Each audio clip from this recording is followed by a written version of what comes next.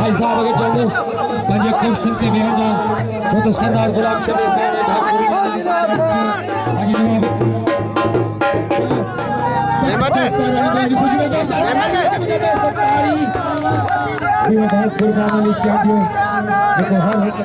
कुर्बानी चाहिए पंजे तरफ को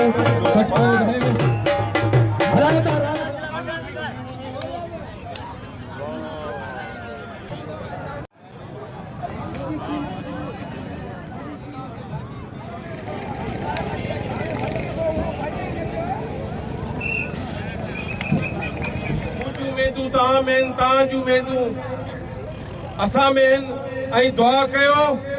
त हिन मुल्क जो वज़ीर आज़म बिलावल भुट्टो ज़रदारी साहब थे तो इंशाअल्लाह दमादम मस्त कलंदर थींदो ऐं हर हंधि जीअं भुट्टे जो नारो लॻंदो। इन जे करे पाकिस्तान पीपल्स पार्टी जी गवर्नमेंट ईंदी त तव्हांखे रोड रस्ता ऐं स्कूल बिजलियूं नौकरियूं सिर्फ़ ऐं सिर्फ़ पाकिस्तान पीपल्स पार्टी में मिली सघनि थियूं, ॿिए कंहिं ॾांहुं कोन थी मिली सघे। असीं किथे जंहिं दरगाह ते बीठा आहियूं